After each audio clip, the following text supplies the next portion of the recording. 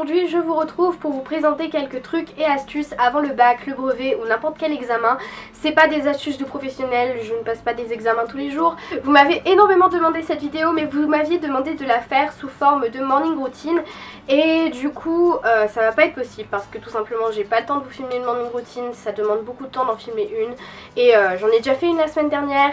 Et du coup je me suis dit que ce serait cool de changer un peu parce que je vous en prévois une autre aussi la semaine prochaine. Enfin voilà, trop de morning routine tue les morning routines. J'espère en tout cas que cette vidéo va vous plaire.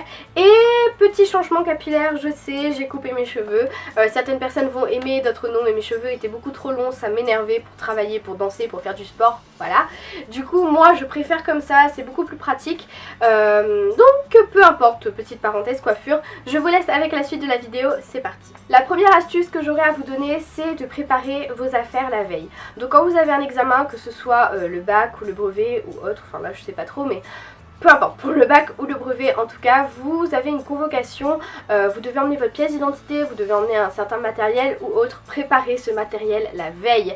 Ça vous soulagera d'un poids énorme le matin parce que croyez-moi, le matin du bac, du brevet ou autre, vous allez être tellement stressé, tellement anxieux ou alors tellement ailleurs dans vos pensées que vous risquez d'oublier quelque chose de fondamental. C'est pour ça, prévoyez ça la veille, franchement, au moins la pièce d'identité et la convocation, comme ça c'est sûr que vous ne l'oubliez pas parce que ça c'est très important. Je suis la personne la moins organisée du monde et je me rappelle pour mon brevet j'avais pas préparé, pour une des épreuves j'avais pas préparé mon matériel la veille et j'avais oublié plein de choses.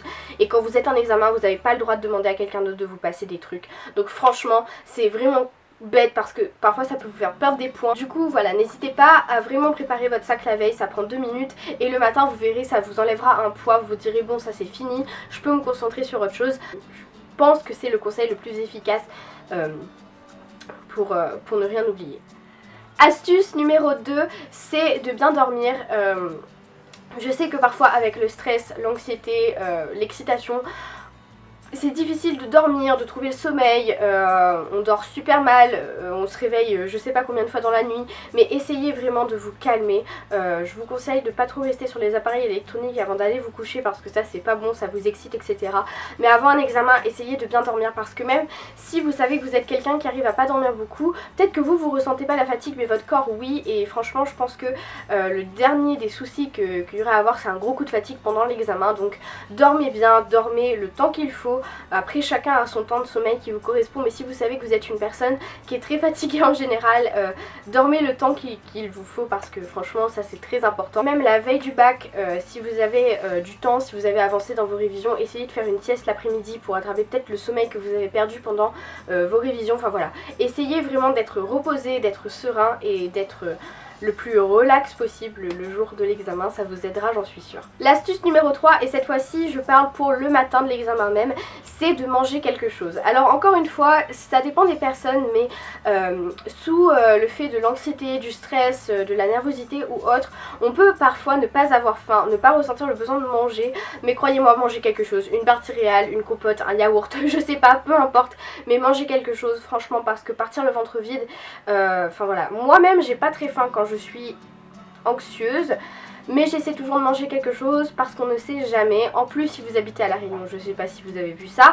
mais pour les épreuves de bac c'est aux heures de la métropole, donc en fait mon épreuve de bac va être entre 10h et 14h. Voilà, je suis la personne qui a le plus faim au monde à midi, donc ça va être très chaud. Donc c'est pour ça, mangez bien le matin, ou mangez juste un petit truc, peu importe, mais essayez de manger quelque chose, ça vous fera vraiment pas de mal. Et essayez de boire un jus de fruits ou autre, quelque chose avec des vitamines pour vraiment vous donner de l'énergie et vraiment vous aider à vous booster. Parce que voilà, on n'a pas envie en plein examen d'avoir le ventre creux et de se dire mince, j'aurais dû manger ce matin. Et n'oubliez pas votre casse-croûte, surtout, n'oubliez pas ça, genre emmenez toujours un petit truc à manger. On a le droit de manger pendant le bac et le brevet aussi je crois. Il y avait quelqu'un qui mangeait à côté de moi pendant mon brevet, je me rappelle.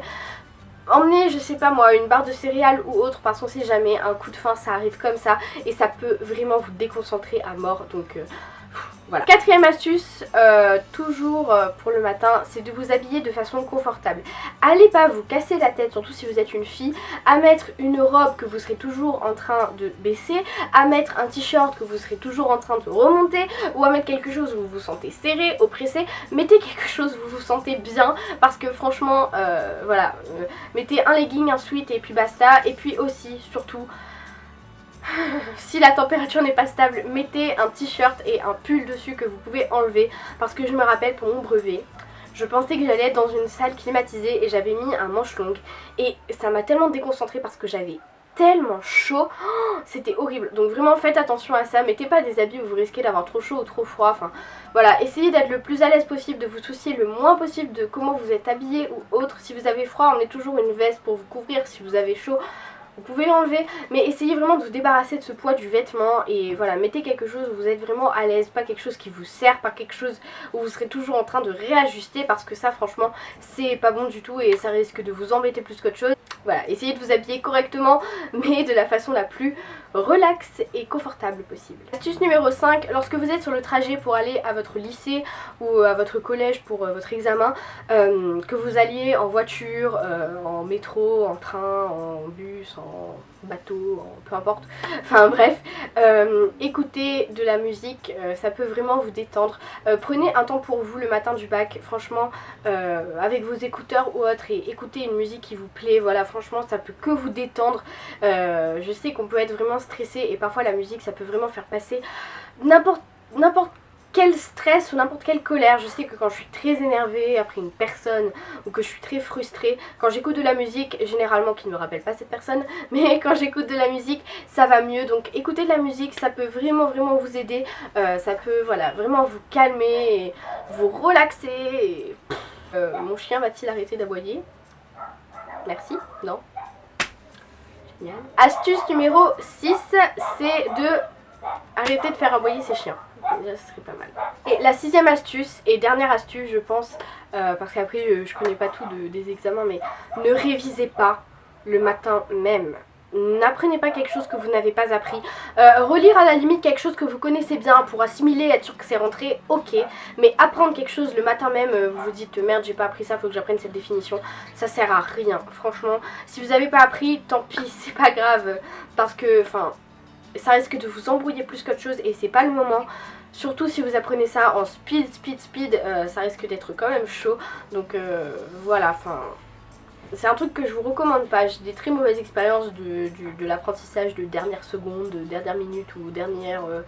Voilà, peu importe, mais franchement c'est pas un truc à faire, c'est un truc qui risque de vous embrouiller. Le conseil ultime que j'aurais à vous donner, certaines fois les examinateurs peuvent être vraiment vaches, et ça c'est ma prof de français qui l'a dit, mais voilà, restez toujours poli, parce que si vous vous faites exclure de votre salle d'examen, c'est pendant 5 ans que vous ne pouvez pas passer le bac. Pour le brevet je sais pas, mais pour le bac, vous pouvez pas passer votre bac pendant 5 ans si vous vous faites exclure, que ce soit pour tricherie, que ce soit pour mauvais comportement ou autre, et ça serait vraiment bête quoi.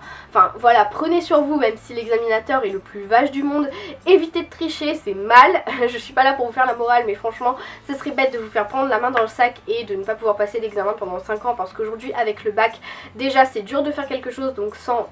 voilà, enfin bref. Voilà, globalement mes quelques trucs et astuces, c'est pas des trucs révolutionnaires, c'est juste des petits trucs que voilà, je tenais à vous faire partager parce que ça peut quand même aider. J'espère en tout cas que cette vidéo vous a plu, je vous retrouve mercredi prochain normalement et je vous fais plein de bisous.